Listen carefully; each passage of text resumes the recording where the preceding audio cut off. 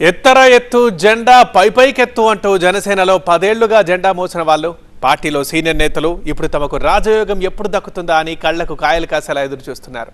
టీడీపీలో కష్టపడ్డ వారికి పదవులంటూ ఆ పార్టీ నేతలు డేటాలు తీసుకుంటుంటే జనసేన బీజేపీలో మాత్రం ఆ సందడి కనిపించడం లేదు. దీంతో జనసేన నేతలు తమకు రాజయోగం ఉందా లేదా అనే డైలమాలో కాలం వెల్లదీస్తున్నారు. జనసేనలో పదవీ యోగం ఎవరికి? గోదావరి జిల్లాలో నేతల ఎదురుచూపులు, నామినేటెడ్ పోస్టులపైనే అందరి ఆశలు. గోదావరి జిల్లాలో ఒక్క సీటు కూడా వైసీపీకి దక్కనివ్వనంటూ పవన్ చేసిన సవాల్ ఇవాళ నిజమైంది. అంతేకాదు ఉభయ జిల్లాలో కూడా జనసేన పోటీ చేసిన స్థానాలన్నింటినీ గెలిపించుకున్నారు. ఇక్కడ కూటమి విజయం అందరు నేతలకు ఆనందం కలిగిస్తుందేమో కానీ జనసేన సీనియర్లకు మాత్రం కాదు. ఎందుకంటే వాళ్ళు పొత్తు కోసం తమ స్థానాల్ని వదులుకున్నారు. వ్యూహం తనకు వదిలేయండి అన్న పవన్ ను తూచా తప్పకుండా ఫాలో అయ్యారు. అందుకే ఇప్పుడు పదవుల కోసం ఎదురు చూస్తున్నారు. చేసిన త్యాగానికి తగిన ఫలితం వస్తుందని అధిష్టానం పిలిస్తే మనసులో మాట చెప్పాలని ఉవ్విళ్ళూరుతున్నారు. ఏలూరులో జనసేన బలంగా ఉంది. 2019 ఎన్నికల్లో ఓడినా పార్టీ జెండాను ప్రజల్లోకి బలంగా తీసుకెళ్లిన రెడ్డి అప్పలనాయుడు తాజా ఎన్నికల్లో పొత్తు కోసం పోటీ నుంచి తప్పుకొని పెద్ద త్యాగమే చేశారు. కూటమి అధికారంలోకి వచ్చింది కాబట్టి అప్పలనాయుడు భవిష్యత్ బాగుంటుందని ఆయన అనుచరులు భావిస్తున్నారు. నియోజకవర్గ స్థాయిలో AMC chairman, Eluru urban development authority chairman పోస్టులపై ఆశలు పెట్టుకున్నారు. రాష్ట్ర స్థాయిలో అయితే ఎమ్మెల్సీ లేదంటే కార్పొరేషన్ చైర్మన్ పదవులు లభిస్తాయని నమ్ముతున్నారు. Eluru urban development authority chairman పదవిపై అప్పలనాయుడు ఆశలు పెట్టుకున్నట్టు తెలుస్తోంది. మరి ఆయనకు జనసేన చీఫ్ ఎలా న్యాయం చేస్తారన్నదే ఆసక్తి రేపుతోంది.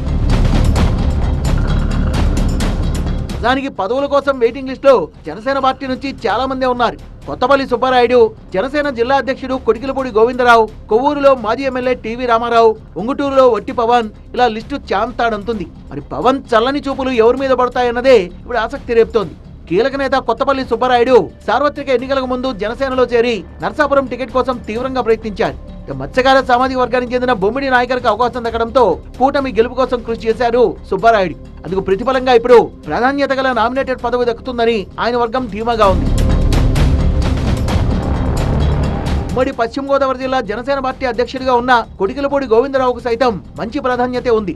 2019 ఎన్నికలకు ముందు భీమవరం మున్సిపల్ చైర్మన్ పదవికి రాజీనామా చేసి జనసేనలో చేరిన గోవిందరావు తక్కువ కాలంలోనే పవన్ కు సన్నిహితుడిగా మారారు.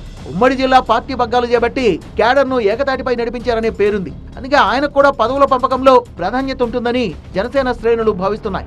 ఆయనకు ఎమ్మెల్సీ ఖాయమనే ప్రచారం మొదటి నుంచి జరుగుతోంది. కొత్తగా పార్టీలోకి వచ్చిన అంజీబాబుకు టికెట్ ఇచ్చినా పార్టీ గెలుపు కోసం కృషి చేశారు కాబట్టి గోవిందరాజుకు మొదటి ప్రయారిటీ దక్కుతుందని చెప్పుకుంటున్నారు. కొవ్వూరు నియోజకవర్గం నుంచి టీవీ రామారావు సైతం నామినేటెడ్ పోస్టు కోసం తీవ్రంగా ప్రయత్నిస్తున్నారు.